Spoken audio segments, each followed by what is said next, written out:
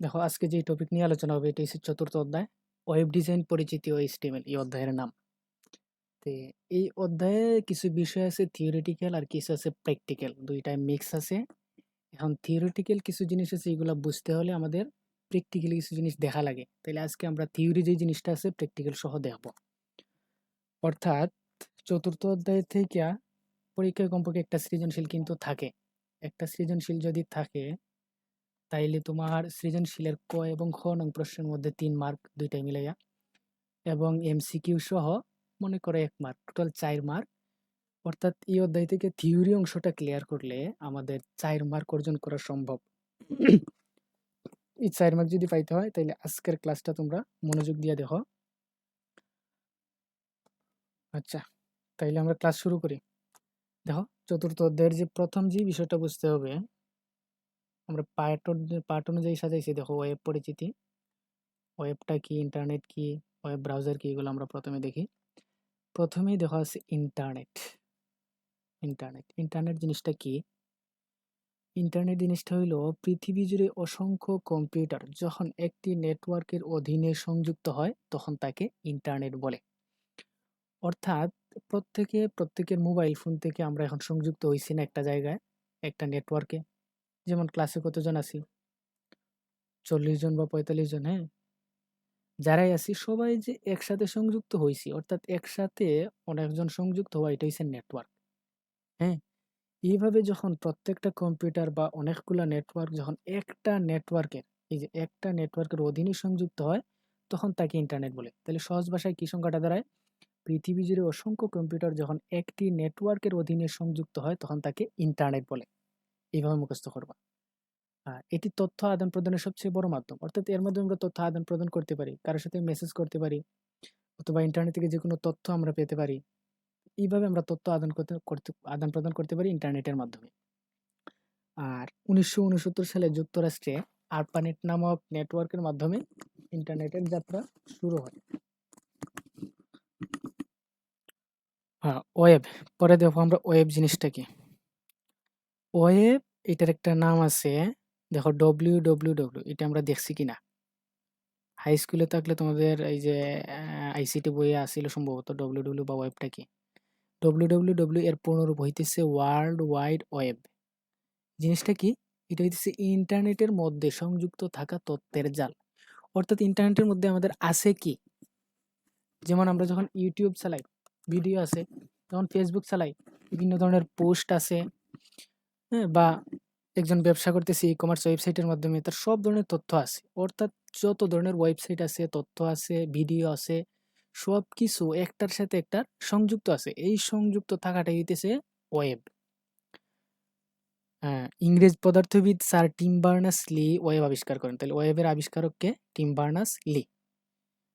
আরেকটা গুরুত্বপূর্ণ পয়েন্ট যেটা MCQতে আসে বা ক নম্বর প্রশ্নে আসতে পারে, WWW অথবা ওয়েবকে ইন্টারনেটের বুলেটিন বোর্ড বলা হয়। ইন্টারনেটের বুলেটিন বোর্ড বলা হয় কাকে? ওয়েবকে অথবা WWW কে। আর ওয়েবের মধ্যে 3টা উপাদান থাকে, মূল 3টা উপাদান। প্রথম উপাদানটা হইল,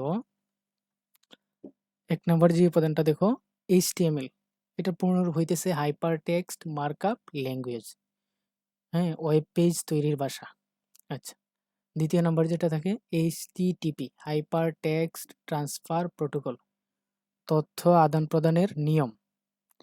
তৃতীয় নম্বরে যে বিষয়টা থাকে, ওয়েব ব্রাউজার, ওয়েব পেজ দেখার সফটওয়্যার। এই বিষয়গুলো আমরা সামনে দেখব।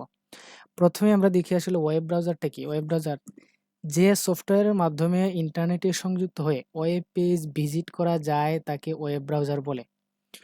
অর্থাৎ আমরা যদি কোনো কিছু সার্চ দিয়ে দেখতে চাই ইন্টারনেটে, তখন আমরা প্রথমে কি করি? যেমন প্রথমে আমরা কি করি দেখবা, মোবাইল ফোনে আমরা কি করি বলতো? দেখবা একটা সফটওয়্যার আছে, এই যে ক্রম, দেখবা ক্রম, এইটার মধ্যে প্রবেশ করি। এইটার মধ্যে প্রবেশ করার পরে আমরা এই যে এই জায়গায় কোনো কিছু সার্চ দিই না? যেমন হোয়াট ইজ ICT, আমরা সার্চ দিলাম। হ্যাঁ, ICT মানে কি? এই যে সার্চ দেওয়ার পরে আমার জিনিসগুলো প্রদর্শন হয়েছে, দেখো অনেকগুলো জিনিস আসছে।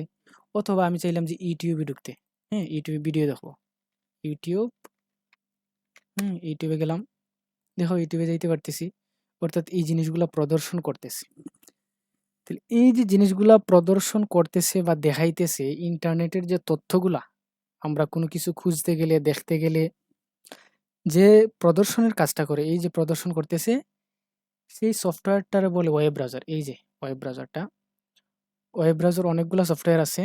এর মধ্যে কয়েকটা উদাহরণ মাথায় রাখবা: Google Chrome, internet explorer, Mozilla Firefox, Opera Mini, Microsoft Edge. ২-৩টা একটু মাথায় রাখবা।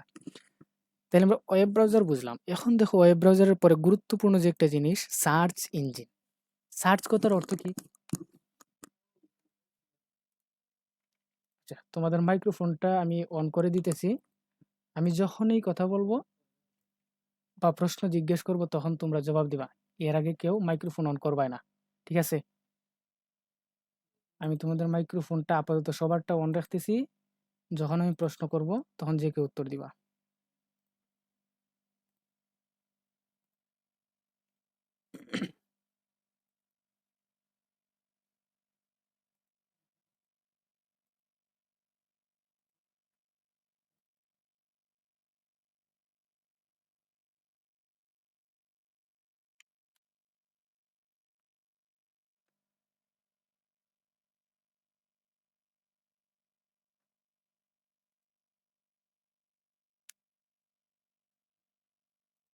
একটু সমস্যা হইতেছে, একটু ওয়েট করো।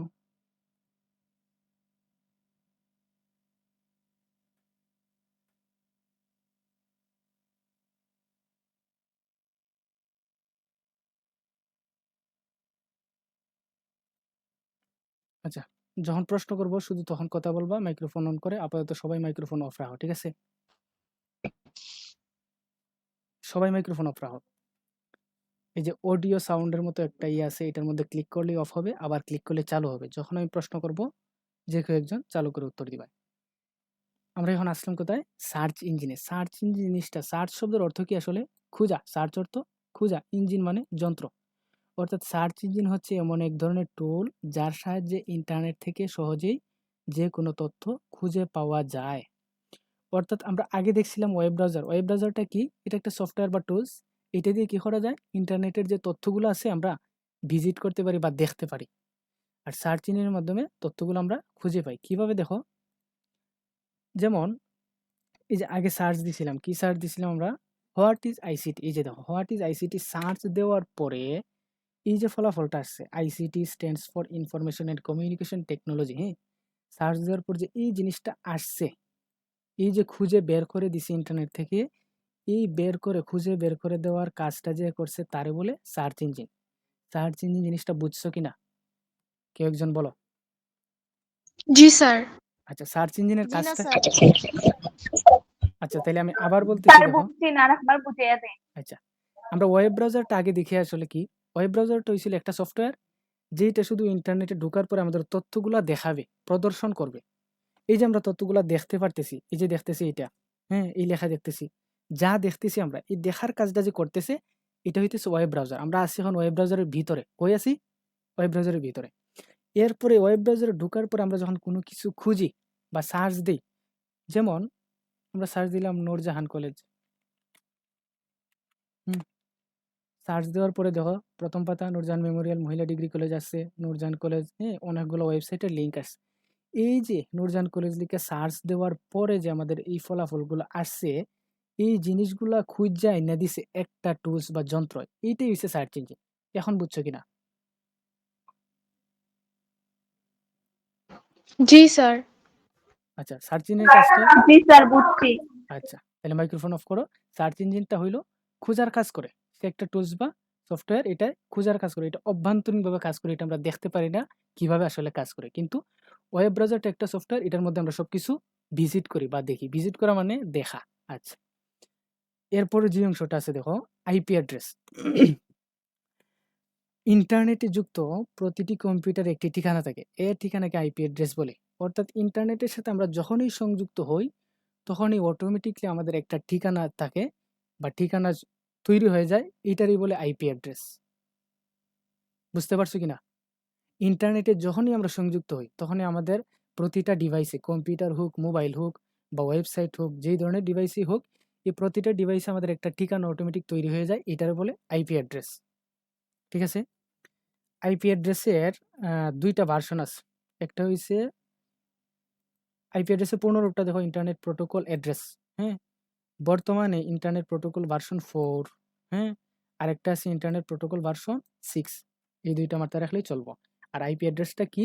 এটা ইন্টারনেটে যুক্ত হওয়া প্রতিটা কম্পিউটারের একটা ঠিকানা। এই ঠিকানাটা থাকে তোমার অক্ষরভিত্তিক বা নিউমেরিক, অক্ষরভিত্তিক থাকে আইপি অ্যাড্রেসটা থাকে আমাদের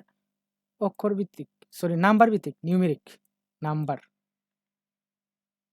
এই যে দেখছো নাম্বারটা দেখা যায়? এইভাবে প্রতিটা ডিভাইসের একটা নাম্বার তৈরি হয়। এটাই হইছে আইপি অ্যাড্রেস। এখন আমরা দেখি ডোমেইন নেমটা কি? ডোমেইন নেম হচ্ছে আইপি অ্যাড্রেসের একটি আলফা নিউমেরিক ক্যারেক্টার বা নম্বর সংবলিত ঠিকানা। অর্থাৎ এই যে আইপি অ্যাড্রেসে আমরা দেখছি নাম্বার থাকে, একটা ঠিকানা তৈরি হয়। কিন্তু এই নাম্বারটা দেখো মনে রাখা বা মুখস্থ করা একটু কঠিন। কঠিন কি না? স্যার আইপি অ্যাড্রেসটা একটু বুঝাই দিতে পারবানি স্যার, বুঝছি না। আচ্ছা, আইপি অ্যাড্রেসটা হইলো ইন্টারনেটে যখনই আমাদের কোনো একটা ডিভাইস বলতে তো আমরা বুঝি কম্পিউটার, মোবাইল, হ্যাঁ? সবগুলো একটা ডিভাইস। তাহলে এই ডিভাইসটা যখন ইন্টারনেটের সাথে যুক্ত হয়, তখন তার একটা ঠিকানা অটোমেটিক তৈরি হয়ে যায়। এই ঠিকানাটারই বলে আইপি অ্যাড্রেস।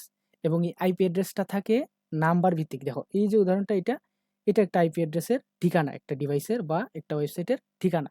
এইভাবে ঠিকানা তৈরি হয়ে যায়। এটাই আইপি অ্যাড্রেস। অর্থাৎ ইন্টারনেটে যারা সংযুক্ত হয় প্রত্যেককে আলাদাভাবে, হ্যাঁ, আলাদাভাবে যাতে চিনা যায়, এই জন্য একটা ঠিকানা দেয়। এইটাই আইপি অ্যাড্রেস।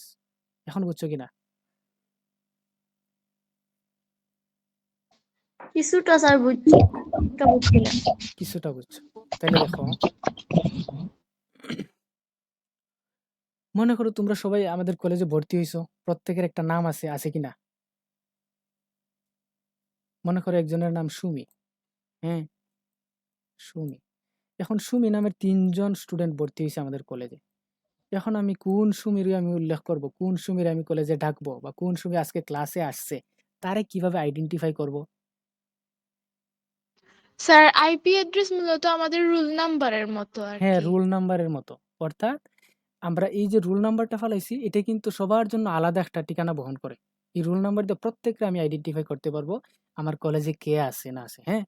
ঠিক সেইভাবে আইপি ইন্টারনেটে অ্যাড্রেস কি সকল অ্যাপে থাকে? সকল অ্যাপে থাকে আইপি অ্যাড্রেস? কি? সকল অ্যাপে থাকে, প্রত্যেকটা অ্যাপের মধ্যে?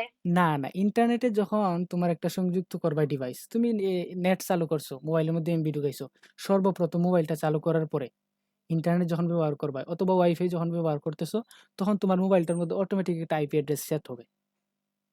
এইভাবে কম্পিউটার আমি চালাইতেছি। কম্পিউটার যখন প্রথমে আমি ইন্টারনেটে সংযুক্ত করছি, তখন একটা আমার ঠিকানা তৈরি হইছে। এটাই আমার আইপি অ্যাড্রেস।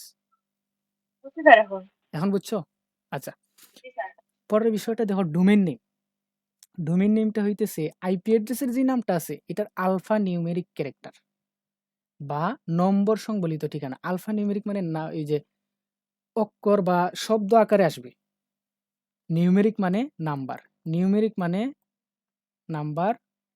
আর আলফা নিউমেরিক যখন আসবে, তখন এটা নাম্বার থেকে অক্ষর এবং শব্দের মতো হয়ে যাবে। ঠিক আছে?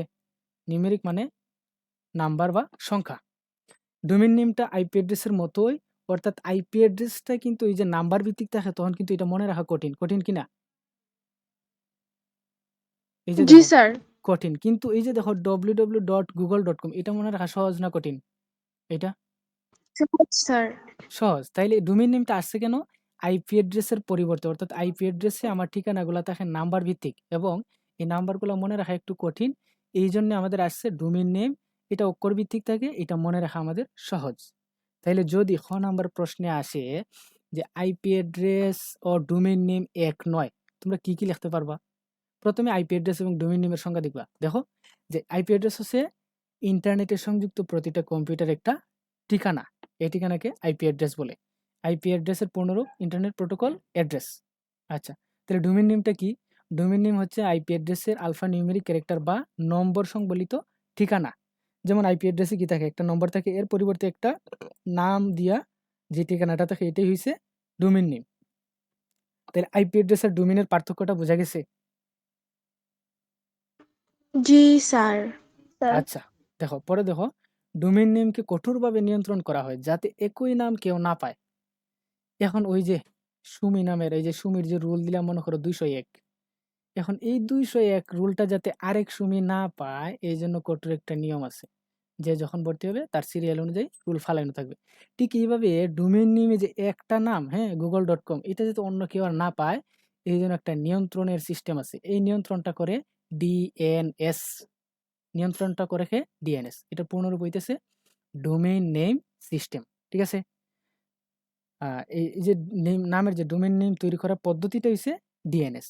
আর এটার যে নিয়ন্ত্রণ করে একটা প্রতিষ্ঠান আছে, প্রতিষ্ঠানের এই যে একটা সংক্ষিপ্ত রূপ আছে ICANN। তোমাদের কাজ থাকবে ICANN এর পূর্ণ রূপটা খুঁজে বের করা, এটা তোমাদের হোমওয়ার্ক থাকবে। ঠিক আছে,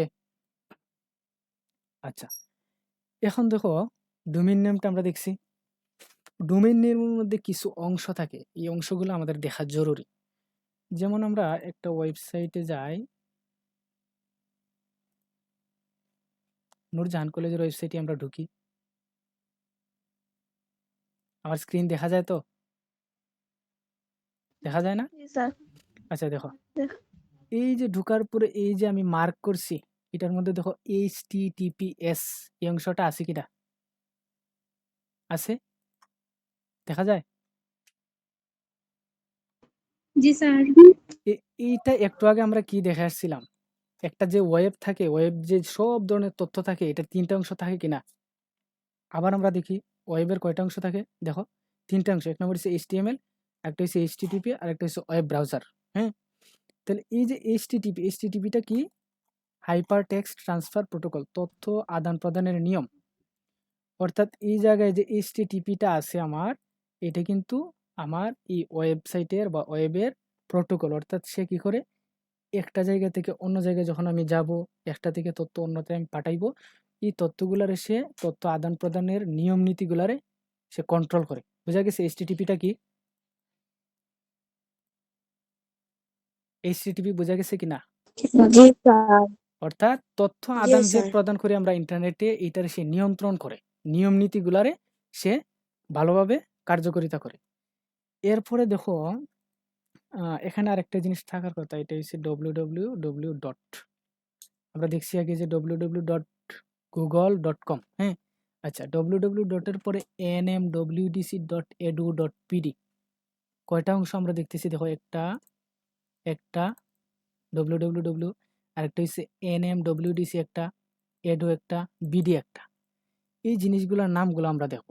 তাহলে HTTPর নামটা কি? প্রোটোকল। HTTPর নামটা কি? প্রোটোকল। প্রোটোকল। এরপরে যে www-টা দেখতেছি, এইটা আমাদের নাম হইব সাবডোমেইন। এটার নাম কি?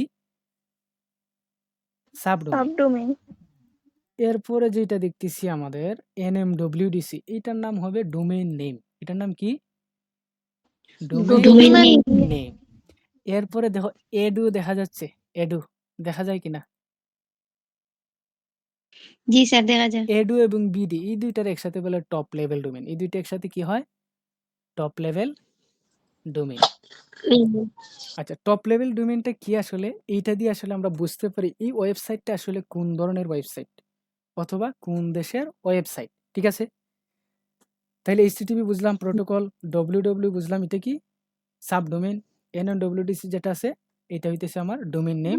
আর edu.bd এই অংশটা হইতেছে টপ লেভেল ডোমেইন। তাহলে এখন আমরা শিটে যাই, দেখো হ্যাঁ, টপ লেভেল ডোমেইনটা, ডোমেইন নেমের ডটের পরের অংশটিকে টপ লেভেল ডোমেইন বলে, ডোমেইন নেম। তাহলে ডোমেইন নেমটা কি আছিল আমাদের?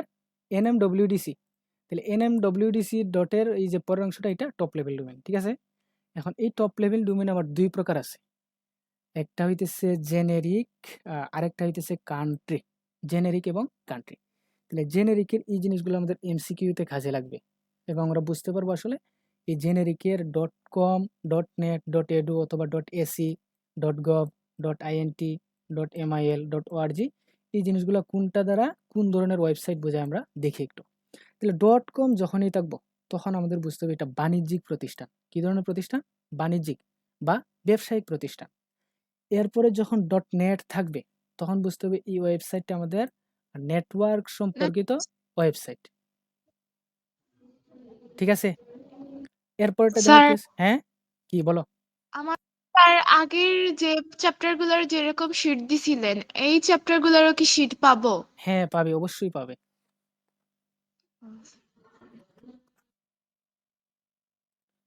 আচ্ছা, পরের অংশটা দেখো। .gov মানে গভর্নমেন্ট, রাষ্ট্রীয়, সরকারি বিভিন্ন ধরনের ওয়েবসাইটে দেখবা .gov লেখা। যেমন আমি একটা উদাহরণ দিয়েই দেখাই। আমরা কোথায় যেতে পারি? DC office, Sylhet. দেখতেছো আমরা কই ঢুকছি? কোন ওয়েবসাইটে? সিলেট জেলার ওয়েবসাইটে ঢুকছি না? ঢুকছি কিনা? জি স্যার। এই যে দেখো HTTPS আছে, এটা প্রোটোকল। এই যে সিলেট আছে, এটা ডোমেনের নাম কিনা? এরপরে দেখো .gov আছে, .gov না? তার মানে এটা কোন ধরনের ওয়েবসাইট? সরকারি ওয়েবসাইট। কোন ধরনের ওয়েবসাইট? সরকারি এরপরে দেখো বিডি আছে, এটাতে আমরা পরে যাই।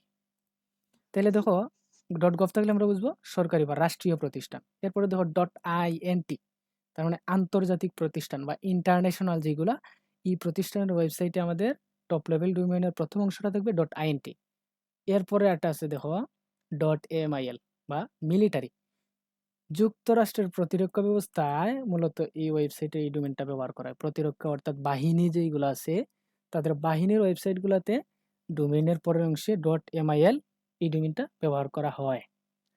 এরপরে এটা দেখো কি আছে .org মানে অর্গানাইজেশন, প্রতিষ্ঠান, অর্থাৎ অলাভজনক প্রতিষ্ঠান যেগুলো আছে এগুলোর ক্ষেত্রে .org থাকে। আচ্ছা, তাহলে আমরা জেনেরিক ডোমেইনগুলো মোটামুটি দেখলাম। এখন আমরা দেখি কান্ট্রি লেভেল ডোমেইন, অর্থাৎ ওই যে আমরা ওয়েবসাইটটা দেখছিলাম যে .gov এর পরের অংশটা, এটার আমরা কি বলি? Country level domain. কি বলি? Country level domain. তাহলে .ar থাকলে আর্জেন্টিনা, .br থাকলে ব্রাজিল, .in থাকলে ইন্ডিয়া, .my থাকলে মালয়েশিয়া, .ph থাকলে থাইল্যান্ড, .au থাকলে অস্ট্রেলিয়া, .cn থাকলে চীন, .jp থাকলে জাপান, .pk থাকলে পাকিস্তান, .uk থাকলে যুক্তরাজ্য বা লন্ডন, .bd থাকলে বাংলাদেশ, .eg থাকলে মিশর, .lk থাকলে শ্রীলঙ্কা, .sa মানে সৌদি আরব, .us মানে যুক্তরাষ্ট্র। তাহলে টপ লেভেল ডোমেইনের দুইটা অংশ। কয়টা অংশ? দুইটা।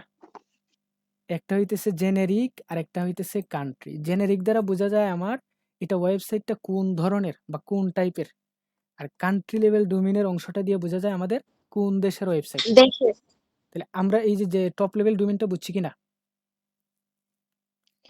জি স্যার। বুঝছি। তাহলে টপ লেভেল ডোমেইনে আমার দুইটা অংশ থাকে, জেনেরিক আর কান্ট্রি।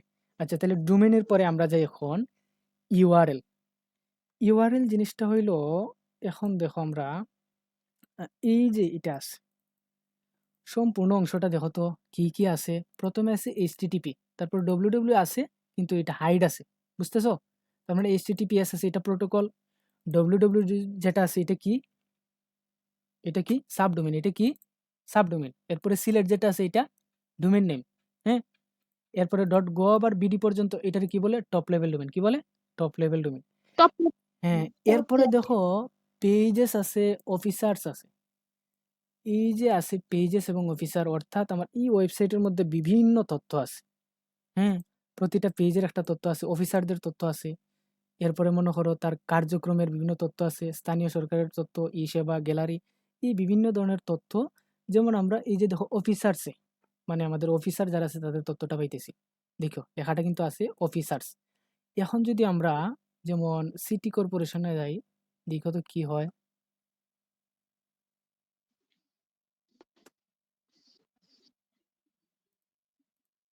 আচ্ছা, আমরা সিটি কর্পোরেশন ওয়েবসাইটে চলে গেছি, এটাতে না যাই। অফিসার্সের পরে আমরা অন্য একটা তথ্য দেখি।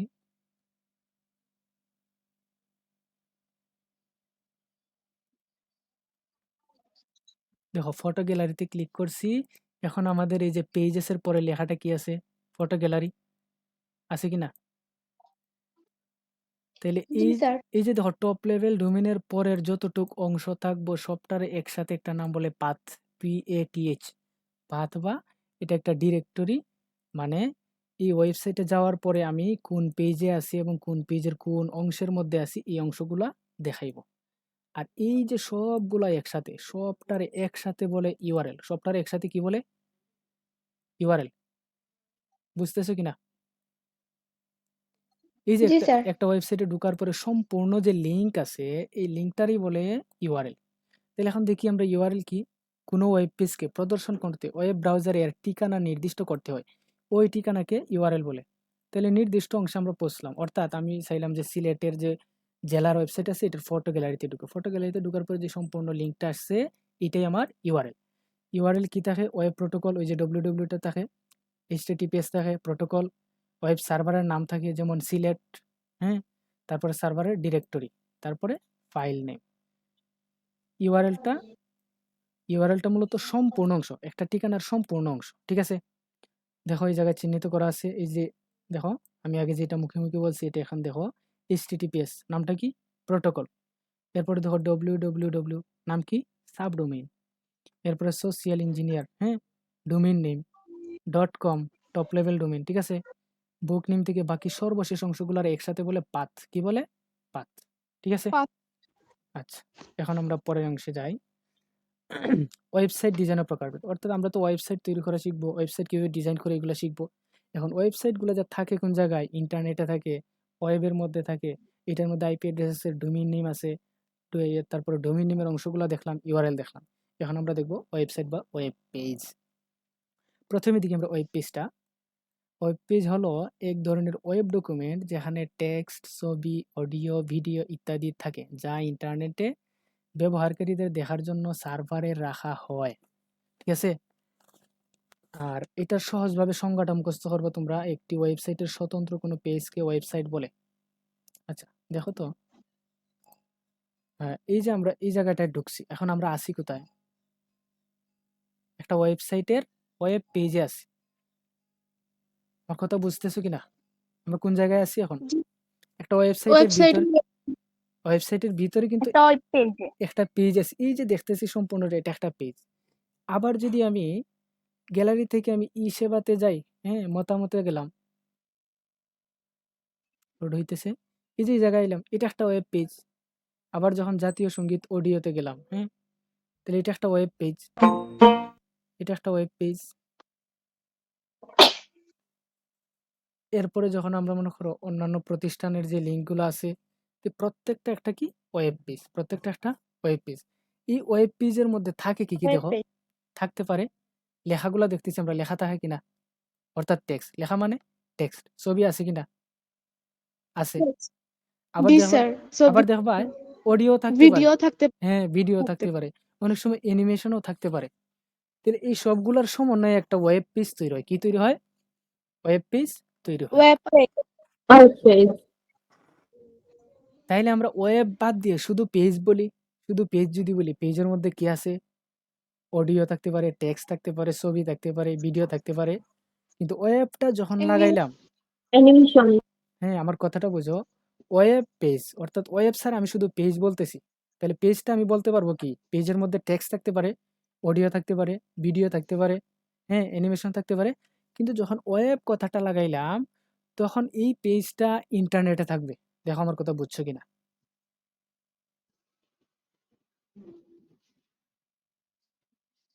আমার কথা বুঝছো? জি স্যার। তাইলে আমরা ঠিক। একটু একটু পিছনে স্মরণ করি তো, ওয়েব জিনিসটা কি?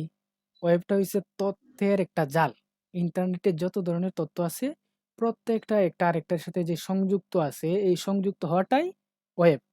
আর ওয়েব পেজ মানে ইন্টারনেটে একটা পেজ, যেই পেজের মধ্যে ছবি থাকে, অডিও থাকে, ভিডিও থাকে, অ্যানিমেশন থাকে, এটার ওয়েব পেজ বলে। তাহলে এখন ওয়েব পেজ বুঝলাম। এখন আমরা দেখি ওয়েবসাইট, এরপরে আমরা ওয়েব পোর্টালটা দেখবো। ওয়েবসাইট দেখি, একই ডোমেইনের অধীনে একাধিক ওয়েব পেজের সমষ্টিকে ওয়েবসাইট বলে। তাহলে ডোমেইন, একটা ডোমেইন থাকবে, এই ডোমেইনের অধীনে একাধিক ওয়েব পেজগুলো যখন একসাথে সমষ্টি হইব তখন এটারে ওয়েবসাইট। তাহলে এই যে আমাদের সিলেট জেলার যে ওয়েবসাইটটা, সিলেট সিলেট.gov.bd, এটা ডোমেইন নেম কিনা? এটা ডোমেইন কিনা? দেখো তো, মনে আছে? ডোমেন নেই। হ্যাঁ, ডোমেইন নেম। এই ডোমেইনের অধীনেই তো আছে আমার এই সবগুলা ওয়েব পেজ। যা দেখতেছি সবগুলা এই ডোমেইনের অধীনে। তাহলে এই ডোমেইনে অর্থাৎ একটা ডোমেইনের অধীনে যখন একাধিক ওয়েব পেজ থাকবো, তখন এইটার কি বলে? ওয়েবসাইট। তাইলে আমার এই সম্পূর্ণটা একটা কি? ওয়েবসাইট। আর প্রত্যেকবার যখন একটা পেজে যাব, হ্যাঁ? এইটা হইবে ওয়েব পেজ। ঠিক আছে? এই যে আমি একটাতে আসলাম, এক নজরে সিলেট জেলা। তাহলে এটা আমার একটা ওয়েব পেজ। এইভাবে দেখো অনেকগুলো ওয়েব পেজ আছে কিনা? ওয়েব পেজ দেখছো কতগুলা? যেটাতে ক্লিক করবো একটা ওয়েব জি পেজ স্যার। ওপেন হবে। তাহলে সবগুলো ওয়েব পেজ মিললে একটা ডোমেইন, এই যে একটা ডোমেইনের আন্ডারে আসছে, তার মানে এই সম্পূর্ণটা একটা ওয়েবসাইট। তাহলে আমার ওয়েবসাইট বুঝা গেছে? ওয়েবসাইট বুঝছি আমরা? জি স্যার। এখন আরেকটা জিনিস জি। মাথায় রাখবা, আমরা ফেসবুক ইউজ করি কিনা? ফেসবুক,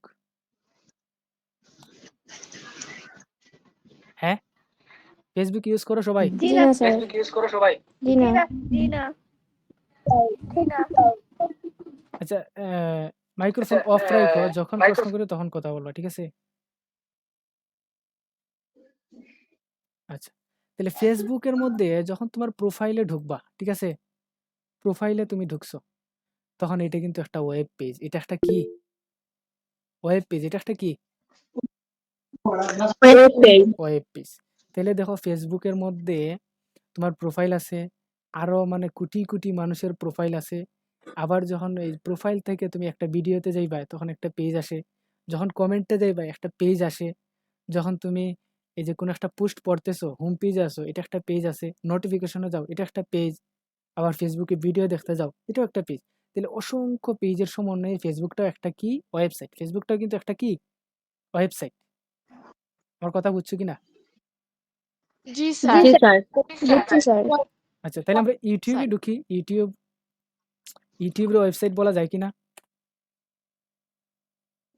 জি স্যার, বলা যায় ইউটিউব বলা যায়, কারণ ওয়েবসাইট। ইউটিউবে তো অনেকগুলো পেজ আছে।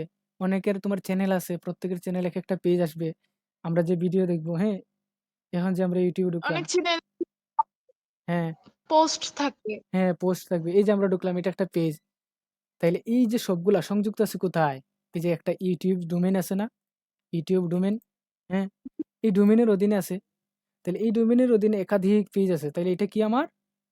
ওয়েবসাইট। তার মানে এটা কি হইলো? ওয়েবসাইট। তাহলে আমরা ওয়েবসাইট ওয়েবসাইট। বুঝলাম, একটা ডোমেইনের অধীনে থাকবে এবং অনেকগুলা পেজ থাকবে, অথবা অনেক সময় একটা পেজও থাকতে পারে। যেমন মনে করো আমার ওয়েবসাইটটা দেখাই, আমি যেটা তৈরি করছি। এই যে অনেক আগে তৈরি করছিলাম, দেখো একটা পেজ আছে। তাহলে এটা একটা কি? ওয়েবসাইট। তারপর মনে করো ব্লগস আছে, ব্লগসে গেলাম, একটা পেজ। প্রজেক্টে গেলাম, এটা একটা পেজ। রিজুমিতে গেলাম, এটা একটা পেজ। তাহলে সবগুলো পেজ মিলিয়ে একটা ওয়েবসাইট হইলো। তাইলে আমরা ওয়েব পেজ বুঝলাম, ওয়েবসাইট বুঝলাম। এখন একটা ছোট্ট একটা পয়েন্ট শুধু মাথায় রাখবো, ওয়েব পোর্টাল। এই জিনিসটা কি? ওয়েবসাইটের যে অংশে বিভিন্ন গুরুত্বপূর্ণ তথ্য ও লিঙ্ক সাজানো থাকে তাকে ওয়েব পোর্টাল বলে। দেখো তো কথাটা বোঝা গেছে কিনা? ওয়েবসাইটের যে অংশে বিভিন্ন গুরুত্বপূর্ণ তথ্য ও লিঙ্ক সাজানো থাকে তাকে ওয়েব পোর্টাল বলে। যেমন আমরা উদাহরণ হিসেবে দেখে ফেলি, কোনটা দেখা যায়? এই যে সিলেটের ওয়েব পেজে গেলাম, দেখো তো। অন্যান্য প্রতিষ্ঠানে গেলাম, দেখতেছো দেখা যায় কিনা? জি স্যার, দেখা যায়। এই যে দেখো বিশ্ববিদ্যালয়, মেডিকেল কলেজ, মহাবিদ্যালয়, মহা মাধ্যমিক বিদ্যালয়, নিম্ন মাধ্যমিক বিদ্যালয়, প্রাথমিক বিদ্যালয়। তাহলে এই যে বিভিন্ন প্রতিষ্ঠান, এরপরে দেখো সংস্থা আছে, যুব উন্নয়ন অধিদপ্তর, হ্যাঁ, metropolitan chamber of commerce industries, officers club, Sylhet জেলা মহিলা ক্রীড়া সংস্থা, অন্যান্য প্রতিষ্ঠান সিলেট ইলেকট্রনিক সিটি, তারপর ধর্মীয় প্রতিষ্ঠান মসজিদ মন্দির কবর, ব্যাংক বিমা। তাহলে এই যে এই অংশটার মধ্যে আমাদের কি আছে? বিভিন্ন প্রতিষ্ঠান এবং বিভিন্ন গুরুত্বপূর্ণ লিঙ্ক আছে। এগুলো গুরুত্বপূর্ণ কিনা? জি স্যার, জি স্যার। এটাই হলো তাহলে ওয়েব এই মূলত। অংশটাই হচ্ছে আমার ওয়েব পোর্টাল। এই অংশটা কি? Web portal. ঠিক আছে? মূলত ওয়েব পোর্টালের মধ্যে যে কোনো ধরনের ইনফরমেশন থাকে, কি থাকে? ইনফরমেশন, এবং এই ইনফরমেশনের লিঙ্ক থাকে। ঠিক আছে?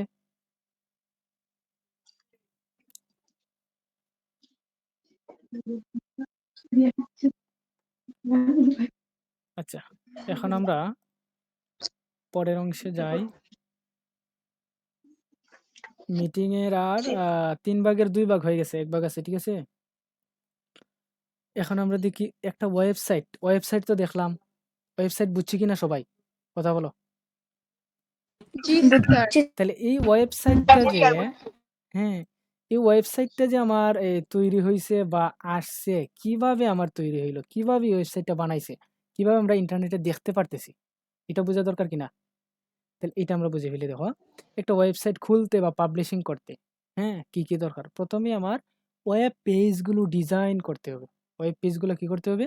ডিজাইন। এই যে আমরা দেখতেছি, ডিজাইন। হ্যাঁ, ডিজাইন। আর তোমাদের HTML দ্বারা, HTML যে ল্যাঙ্গুয়েজটা, এটা দিয়ে ওয়েব পেজটারে ডিজাইন করে, শুধুমাত্র ডিজাইন করে। ডিজাইন করার পরে একটা ডোমেইন নেম রেজিস্ট্রেশন করতে হয়। তারপরে হোস্টিং ক্রয় করতে হয়। ওয়েব পেজগুলো সার্ভারে আপলোড করতে হয়। পরে ওয়েবসাইটটার আরো প্রচারমুখী করার জন্য সার্চ ইঞ্জিনে সাবমিশন করতে হয়। তাহলে এখন দেখো আমরা ধাপগুলা একটা উদাহরণের মাধ্যমে বুঝি, তাইলে মনে থাকবে। অর্থাৎ ওয়েবসাইটের পাবলিশিং এর ধাপ অথবা ওয়েবসাইট খুলতে কি ধাপ প্রয়োজন হয়। প্রথম ধাপটা আমরা মুখস্থ করে ফেলি। ওয়েব পেজগুলো ডিজাইন করতে হয়, মানে ওয়েবসাইটের তৈরি করতে হয়। ডিজাইন করা মানে তৈরি করা। আমরা ওয়েবসাইটের তৈরি করলাম। তৈরি করার পরে এখন আমরা একটা উদাহরণে যাই। মনে করো একজনের একটা লাইব্রেরি আছে, লাইব্রেরি দিবে।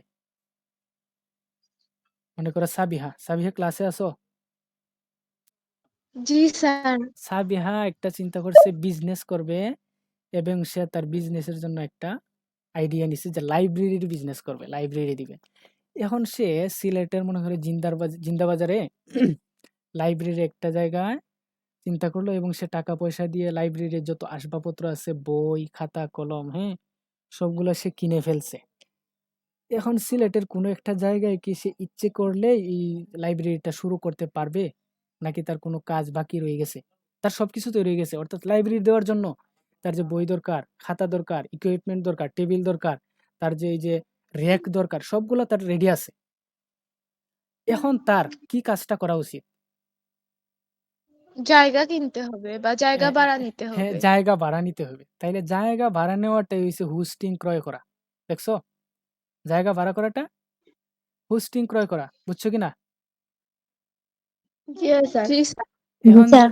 এখন যে তুমি জায়গা ভাড়া নিবা, তোমার কি এমনি জায়গা ভাড়া দিব? তবে যে তুমি যে জায়গা ভাড়া নিতেছো, তোমার এখানে যে পরিচয়পত্র কি, আইডেন্টিটি কি? ব্যবসা করতে গেলে ট্রেড লাইসেন্স লাগে কিনা? ট্রেড লাইসেন্স লাগে। এইটাই হচ্ছে ডোমেইন নেম রেজিস্ট্রেশন করা। ওয়েবসাইটটা যে তুমি ইন্টারনেটে রাখবা, ইন্টারনেটের জন্য তুমি জায়গা পাইছো। মনে করো একজন মালিকে তার ঘরটা দিব, মানে হোস্টিংটা দিব ইন্টারনেটে। হোস্টিং ক্রয় মানে তার জায়গাটা দিবে।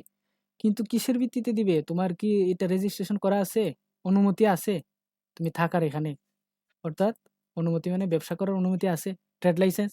তার মানে ওয়েবসাইটের ক্ষেত্রে এই ট্রেড লাইসেন্সটা চিন্তা করবা ডোমেইন নেম কি, ডোমেইন নেম রেজিস্ট্রেশন করা। তাহলে ওয়েবসাইটটা ডিজাইন করলাম আমরা আমরা অর্থাৎ লাইব্রেরির জন্য সব জিনিসপত্র আমরা কিনলাম, হ্যাঁ। এখন আমাদের লাইব্রেরি দিতে হলে আমাদের এই যে ট্রেড লাইসেন্স লাগবে, হ্যাঁ। তাহলে মানে ডোমেইন নেম রেজিস্ট্রেশন করলাম, ট্রেড লাইসেন্সও পাইছি। এখন আমাদের একটা জায়গা ভাড়া নিতে হবে, অর্থাৎ ইন্টারনেটে রাখার জন্য হোস্টিং ক্রয় করতে হবে। তাহলে বোঝা গেছে আমার উদাহরণটা? জি স্যার। আচ্ছা, তাইলে তুমি ওয়েবসাইটে হোস্টিং করলা, ইন্টারনেটেও আছে। এখন ইন্টারনেটে আনার জন্য একটা কাজ করতে হয়। তাইলে আমাদের দোকান ভাড়া হয়ে গেছে, ট্রেড লাইসেন্স নেওয়া হয়ে গেছে, লাইব্রেরির জন্য সব মালামালও আছে। এখন মালামালগুলা বহন করে এনে দোকান ঘরে রাখতে হবে কিনা?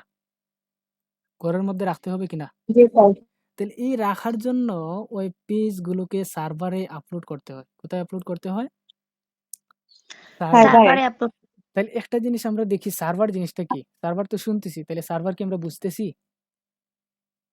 জি না স্যার। সার্ভার সহজ কথায় ইন্টারনেটের মধ্যে এই যে তথ্যগুলা দেখতেছি আমরা, ওয়েবসাইটটা, হ্যাঁ, ছবিগুলা, ইউটিউবে ভিডিও, হ্যাঁ, যাই আমরা দেখতেছি, এই প্রত্যেকটার একটা এই যে মানে সাইজ আছে কিনা? যেমন একটা ভিডিও 500 MB হইতে পারে, 200 MB হইতে পারে, এই ওয়েবসাইটে একটা সাইজ হইতে পারে। তাহলে এই সাইজ অনুযায়ী সে কিন্তু একটা জায়গায় জমা আছে কিনা? জি স্যার। এই তথ্যগুলা জমা আছে যে জায়গায়, এটারই বলে সার্ভার, বুঝছো কিনা? সার্ভারটা বুঝছো জি কিনা? তার মানে সার্ভারটা হইলো আমার ইন্টারনেটে যখন আমার তথ্যগুলা জমা থাকে যে অংশে, এই অংশটারই বলে সার্ভার। তাইলে আমাদের সার্ভারে আপলোড করার জন্য আপলোড করতে হবে। সার্ভার কি করতে হবে? আমাদের দোকানে যেরকম মালগুলা গাড়ি দিয়ে বহন করে আনতে হবে, তাহলে সার্ভারে আপলোড করতে হবে। শেষ। এইগুলো 4টা ধাপ। এরপরে সার্ভারে আপলোড করলাম। কিন্তু আমি যখন সার্চ দিব, দেখো সার্চ যখন দিলাম, নূরজাহান কলেজের ওয়েবসাইটটা আসছে। এখন আমি একটা প্রশ্ন করলাম, নাম্বার সিস্টেম নাম্বার সিস্টেমের ক্যালকুলেটর। দেখো এই যে নাম্বার সিস্টেমের ক্যালকুলেটর দেখা যায় কিনা? rapidtabis.com, digike.com, হ্যাঁ, ক্যালকুলেটর.net, ইন্স ক্যালকুলেটর। দেখছো কত ধরনের ক্যালকুলেটর আসছে? নাম্বার সিস্টেমের ক্যালকুলেটর দেওয়ার পরে অনেকগুলো সার্চ রেজাল্ট আসছে না? জি স্যার। এই যে আসছে, প্রথমে যারটা আসছে তারটা প্রথমে আসলো কেন? দ্বিতীয় নম্বরে তারটা আসলো কেন? তৃতীয় নম্বরে তারটা আসলো কেন? এটা আসার মূল কারণ হইলো, এই যে আমরা সার্চ যখন দেই, সার্চের একটা ইঞ্জিন আছে না, সার্চ ইঞ্জিন। সার্চ দিলে যে খুঁজে আইনা দেয় এই জিনিসগুলা, এই সার্চ ইঞ্জিনের কাছে তার কিছু কৌশল সেট করা আছে। ঠিক আছে, এই কৌশলগুলাই এই পঞ্চম ধাপে, অর্থাৎ ওয়েবসাইটে আরো বেশি প্রচারমুখী, মানে আমি সার্চ দিলেই যাতে আমার ওয়েবসাইটটা প্রথমেই চলে আসে, প্রচার যাতে বেশি হয়। এটা করার জন্য আমাদের সার্চ ইঞ্জিনের কিছু কাজ করতে হয়। এটাই হইছে সর্বশেষ ধাপ। এটা না করলে কিন্তু আমার ওয়েবসাইটটা যে কোনো জিনিস দিয়ে সার্চ দিলে, এই যে নাম্বার সিস্টেম ক্যালকুলেটর দিলে, এটা আমার যে ওয়েবসাইট মনে করো ক্যালকুলেটরের জন্য তৈরি করলাম, কিন্তু সামনে আসবে না। সামনে যারটা আসবে তারটা কিন্তু সার্চ ইঞ্জিনের সাথে কিছু ক্রাইটেরিয়া করা আছে। এটার বলে SEO, search engine optimisation, digital marketing এর একটা অংশ। এদিকে আমরা না ক্ষেত্রে যাই, প্রযোজ্য। স্যার ইউটিউবের ক্ষেত্রেও প্রযোজ্য।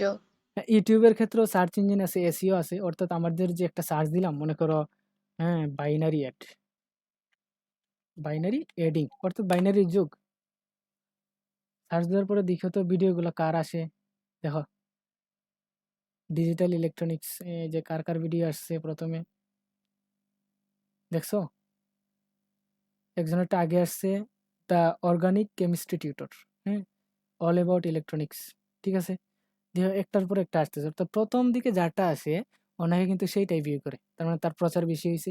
এই যে প্রথম দিকে আনার কাজটা করছে, এটাই হয়েছে মানে ওয়েবসাইট বা ভিডিও বা যে তথ্যগুলো ইন্টারনেটে প্রথমে আমার সার্চ দিলে যাতে মানুষ সহজে পায়, এই কাজটা করে সার্চ ইঞ্জিনের সাথে একটা অর্গানাইজেশন করে। এটার বলে SEO, সার্চ ইঞ্জিন অপটিমাইজেশন।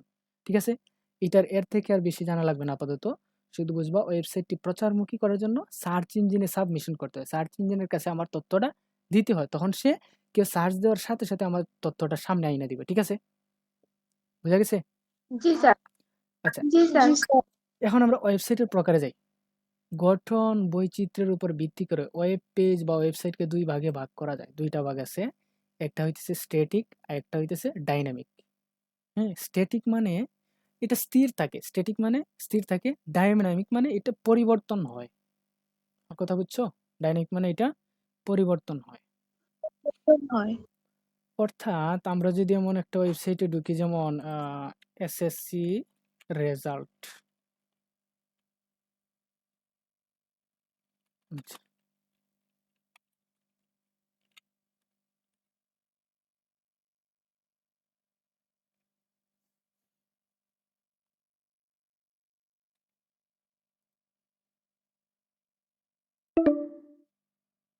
এই যে আমরা রেজাল্টে ঢুকলাম, দেখো তো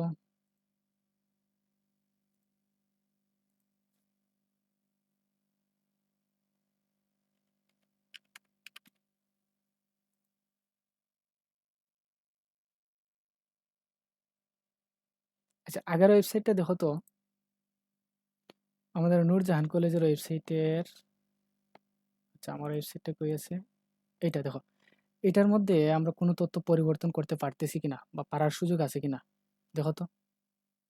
এই ওয়েবসাইটে তথ্য পরিবর্তন করা যাবে? তথ্যগুলা বা কোনো ক্লিক করার পরে তথ্যগুলা পরিবর্তন হইতেছে কিনা? প্রজেক্টে ক্লিক করলাম, তথ্যগুলা পরিবর্তন হইতেছে। অ্যাবাউট মিতে ক্লিক করলাম, হওয়ার সুযোগ আছে? সুযোগ আছে কিনা দেখো তো। জি না স্যার। সুযোগ নাই।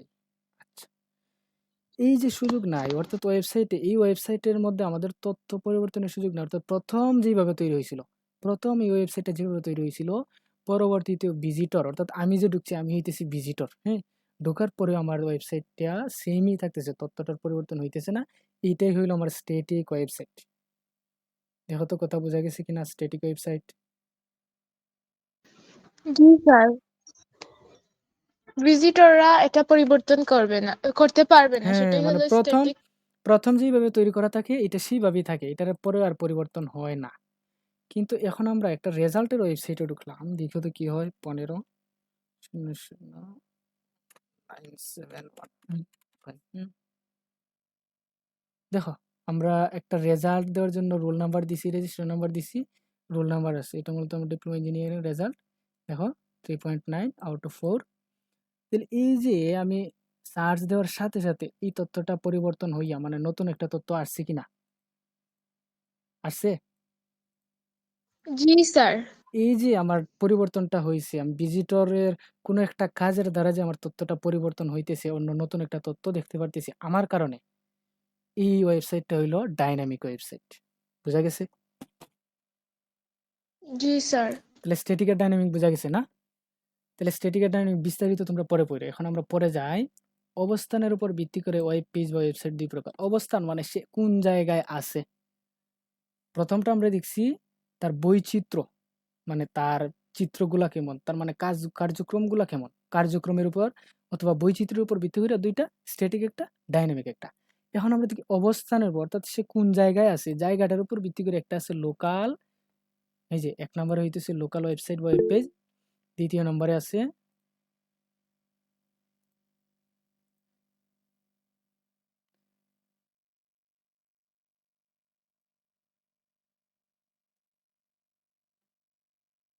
আচ্ছা, আমার আওয়াজ শোনা যাইতেছে সবার? জি স্যার, শোনা যায়। আচ্ছা, ১২ মিনিট আছে, আমরা দেখি ১২ মিনিটে ক্লাসটা শেষ করে দিব। তাহলে লোকাল ওয়েবসাইট, লোকাল মানে বুঝো? লোকাল মানে পাতি নেতা বলে না, লোকাল নেতা মানে যার বাড়ি যেখানে সে সেইখানেই থাকে, ওইখানের নেতা, এরা বলে লোকাল। বুঝছো? তার মানে এখন মনে করো জি স্যার। উদাহরণ হিসেবে আমরা একটা ওয়েবসাইট তৈরি করব। মনে করো আমরা একটা ওয়েবসাইট তৈরি করে ফেলছি। তৈরি যে করছি আমরা দেখছিলাম কি ওয়েবসাইট তৈরি করার পরে ডোমেইন নেম রেজিস্ট্রেশন করতে হয়। এই সাউন্ড কার আসতেছে, অফ করো, মিউট করো। একটা ওয়েবসাইট তৈরি করার সময় আমরা কি করতে হয় ধাপগুলো দেখছিলাম, মনে আছে? আবার দেখি, ডিজাইন করলাম, তৈরি করলাম, হ্যাঁ, ডোমেইন নেম রেজিস্ট্রেশন করতে হয়, হোস্টিং করতে হয়, ওয়েব পেজগুলো সার্ভারে আপলোড করতে হয়, সার্চ ইঞ্জিনে প্রবেশ করাতে হয়, তখনই আমরা এটার ইন্টারনেটে দেখতে পারি। এর আগে শুধুমাত্র ওয়েব পেজটা আমরা তৈরি করলাম, তৈরি করার পরে এই ওয়েবসাইটটি কিন্তু আমার কম্পিউটারে আমি দেখতে পারবো কিনা? শুধুমাত্র আমি তৈরি করছি, ডোমেইন নেম রেজিস্ট্রেশন করি নাই, হোস্টিংও ক্রয় করি নাই, হ্যাঁ, সার্ভারও আপলোড করি নাই, তখন থাকবে কই? আমার কম্পিউটারে থাকবে কিনা? জি, থাকবে। শুধু আপনার হ্যাঁ, থাকবে। হ্যাঁ। কিন্তু এখন যে ওয়েবসাইটটা, দেখো রেজাল্টের এটা আমার কম্পিউটারে পাইছে কিনা? এই রেজাল্টের ওয়েবসাইটটা জি স্যার। তোমার কম্পিউটার থেকেও, তোমার মোবাইল থেকেও পাইবা। তাহলে সব জায়গা থেকে যখন পাওয়া যাইতেছে, এটা হইলো রিমোট। এটা হইতেছে কি? Remote website. আর যখন শুধুমাত্র একটা ওয়েবসাইট তৈরি করলাম, এটা আমার কম্পিউটারে আছে, অন্য জায়গা থেকে ইন্টারনেটের মধ্যে গিয়ে দেখা যায় না, এটা হইব লোকাল। তাহলে লোকাল আর রিমোট বোঝা গেছে? জি স্যার। আচ্ছা, এখন আমরা ওয়েবসাইট, ওয়েব পেজ বুঝলাম। এখন আমরা পরে কোন অংশে যাওয়া যায়? ওয়েবসাইটের কাঠামো। আচ্ছা, ওয়েবসাইটের কাঠামোটা অন্য একদিন দেখব। এটা একটা গুরুত্বপূর্ণ বিষয়। এটা থেকে সৃজনশীল অনেক সময় আসে। মনে করো ১০০% এর মধ্যে HTML এর যে ল্যাঙ্গুয়েজ দিয়া এই যে কোড করা, এটা থেকে 70% আসলে এই অংশটা থেকে 30% সৃজনশীল আসে। আর এই অংশটা বেশি কঠিন না। আমি একদম সহজ করে দিছি তোমাদের। একবার বুঝাই দিলে তোমাদের ইজি হয়ে যাবে। শুধু চিত্রগুলা থেকে তুমি এই যে কাঠামোগুলা চিহ্নিত করবা। আচ্ছা, তাইলে আমরা যা পড়ছি একবার এইটা রিভিশন দেই। প্রথমে দেখছিলাম কি? ইন্টারনেট। তাহলে ইন্টারনেটটা কি আসলে? ইন্টারনেটটা পৃথিবী জুড়ে অসংখ্য কম্পিউটার যখন একটি নেটওয়ার্কের অধীনে সংযুক্ত হয় তখন তাকে ইন্টারনেট বলে। হ্যাঁ, তখন তাকে ইন্টারনেট বলে। আচ্ছা, আর ওয়েবটা কি? তারপর ওয়েবটা কি? World web. মানে একদম সংক্ষেপে বলবো। ওয়েবটা হইতেছে ইন্টারনেটে যে অসংখ্য তথ্য আছে, একটা আরেকটার সাথে সংযুক্ত জালের মতো। জাল আমরা যেভাবে দেখি না? যে প্রত্যেকটা সুতা একটা আরেকটার সাথে সংযুক্ত পেঁচাইল। ঠিক এইভাবে ইন্টারনেটের তথ্যগুলা ওয়েবের মধ্যে সংযুক্ত। এটাই ওয়েব। ৩ টা অংশ থাকে ওয়েবের। HTML একটা, HTTP একটা, ওয়েব ব্রাউজার একটা। ওয়েব ব্রাউজারটা কি? এটা একটা সফটওয়্যার। এই সফটওয়্যারের মাধ্যমে কি করা যায়? আমার যে ইন্টারনেটে তথ্যগুলো আছে বা কোনো একটা ভিডিও দেখবো, কোনো একটা কাজ করব, এই কাজগুলো সে প্রদর্শন করে সামনে আনে, দেখায় আমারে। এটার কাজই হইছে ওয়েব ব্রাউজারের। এরপর সার্চ ইঞ্জিনের কাজটা কি? সার্চ ইঞ্জিনে আমি যে ইন্টারনেটে গিয়ে কোনো একটা জিনিস খুঁজবো, এই খোঁজার কাজটা কে করে দেয়? সার্চ ইঞ্জিনে করে। ঠিক আছে? এরপর জি স্যার। আইপি অ্যাড্রেসটা কি? আইপি অ্যাড্রেসটা হইছে ইন্টারনেটে যখন কোনো একটা ডিভাইস সংযুক্ত হয় বা কোনো একটা কম্পিউটার সংযুক্ত হয়, তখন তার অটোমেটিক একটা ঠিকানা তৈরি হয়ে যায়। এই ঠিকানাটারই বলে আইপি অ্যাড্রেস। আইপি অ্যাড্রেসের পূর্ণরূপ ইন্টারনেট প্রোটোকল অ্যাড্রেস। অ্যাড্রেস। আচ্ছা। পরে আমরা কি দেখছিলাম? Domain name. ডোমেইন নেমটা কি? আইপি অ্যাড্রেসের এই যে সংক্ষিপ্ত রূপ অথবা আইপি অ্যাড্রেসের একটা আলফা নিউমেরিক কোড। আইপি অ্যাড্রেসের যে নামটা আছে, নাম্বার আছে। এই নাম্বারটার পরিবর্তে একটা নাম দেয়, এটি হইছে ডোমেইন নেম। ঠিক আছে?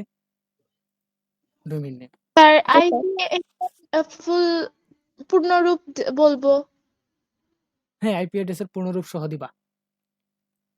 Internet corporation for assigned names and numbers.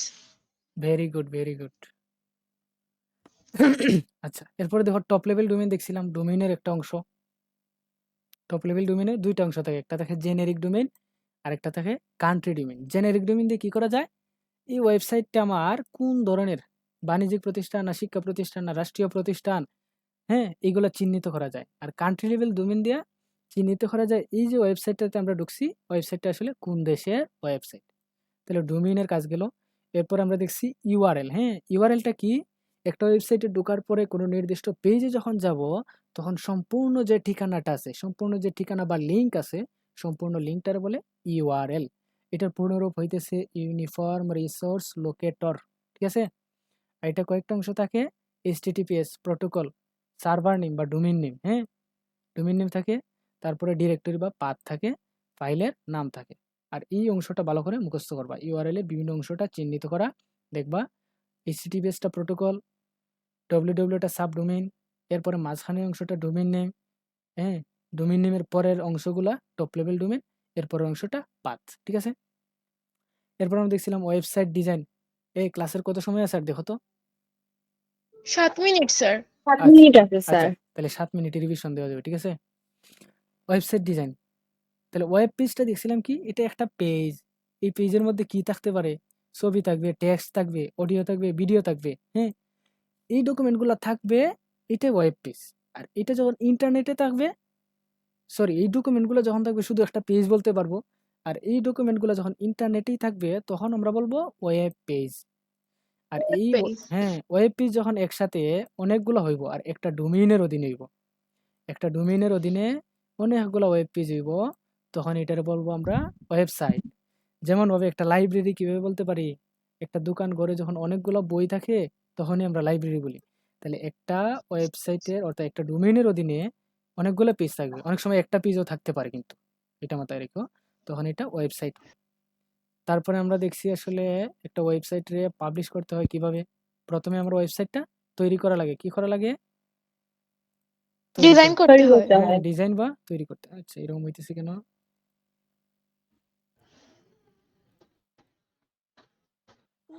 আচ্ছা, ডিজাইন করার পরে একটা ডোমেইন নেম রেজিস্ট্রেশন করতে হয়। অর্থাৎ আমি একটা পারমিশন পাইলাম, রেজিস্ট্রেশন করলাম। হুম? তারপর হোস্টিং ক্রয় করতে হয় জায়গার জন্য। অর্থাৎ আমি যে ওয়েবসাইটটা তৈরি করছি, ওয়েবসাইটের মধ্যে ছবি যে আছে, অডিও, ভিডিও আছে বা যেই তথ্যগুলো আছে, এটার একটা নির্দিষ্ট সাইজ আছে, ক্যাপাসিটি আছে। এই ক্যাপাসিটি অনুযায়ী আমি জায়গা নিব, হোস্টিং নিব। মানে জায়গা নিলাম। হ্যাঁ? এরপরে জায়গা নেওয়ার পরে এই জায়গার মধ্যে আমার ওয়েব পেজের যে তথ্যগুলা যে ডিজাইন করছি, এই সব তথ্যগুলা আপলোড করতে হয়। এইভাবে আমার একটা ওয়েবসাইট পাবলিশ করা যায়। এরপরে ওয়েবসাইট ডিজাইন এটা দেখাইছি না? Web page design. ওয়েবসাইটের তৈরির কৌশলকে ওয়েব ডিজাইন বলে। অর্থাৎ ওয়েবসাইট তৈরি হয় যেইভাবে, কিভাবে তৈরি করা যায়? এই তৈরি করার পদ্ধতিটা হইছে ওয়েব ডিজাইন। দেখো ওয়েব ডিজাইনের সংজ্ঞা। ওয়েবসাইটের তৈরির কৌশলকে ওয়েব ডিজাইন বলে। ওয়েবসাইট তথা ওয়েব পেজ তৈরি করার জন্য ব্যবহৃত বিশেষ ধরনের ল্যাঙ্গুয়েজ হচ্ছে বা কোড হচ্ছে HTML। এই HTML কোডের মাধ্যমে আমরা ওয়েবসাইট বা ওয়েব পেজ ডিজাইন করি। এরপরে কি দেখছিলাম আমরা? ওয়েবসাইটের প্রকারভেদ। গঠন বা বৈচিত্র্যের উপর ভিত্তি করে কত প্রকার ওয়েবসাইট? প্রকার 2 প্রকার, একটা স্ট্যাটিক আর একটা ডাইনামিক। তাহলে স্ট্যাটিকটা কি? স্ট্যাটিকটা কি? যা শুধু নিজে হ্যাঁ, তাই অর্থাৎ যখন ওয়েবসাইটটা ও তৈরি করা হয় তখন তার মধ্যে কিছু তথ্য থাকে। পরবর্তীতে যখন ভিজিটররা আসে, আসার পরেও মানে এই তথ্যগুলা স্থিরই থাকে, পরিবর্তন হয় না। এটাই কি স্ট্যাটিক ওয়েবসাইট। আর ডাইনামিকটা কি? প্রথম যে তথ্য থাকে ব্যবহারকারীরা আসার পরে কোনো একটা কার্যক্রম বা কাজ করার পরে এটার পরিবর্তন হয় কিছু। এটাই হচ্ছে ডাইনামিক। ঠিক আছে? এরপরে যখন জি স্যার ওয়েবসাইটের অবস্থান আছে, হ্যাঁ? অবস্থানের উপর ভিত্তি করে 2 প্রকার। একটা হইতেছে লোকাল আর একটা রিমোট। লোকাল মানে তার ঘরেই থাকবে।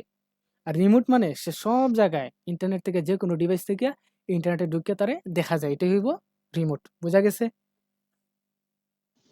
জি জি স্যার স্যার আচ্ছা, আচ্ছা। তাহলে পরের যে অংশটা আমরা নেক্সট ক্লাসে দেখব। আচ্ছা, আসলে আজকে আমরা দেখি আসলে ক্লাসটা কেমন হইলো?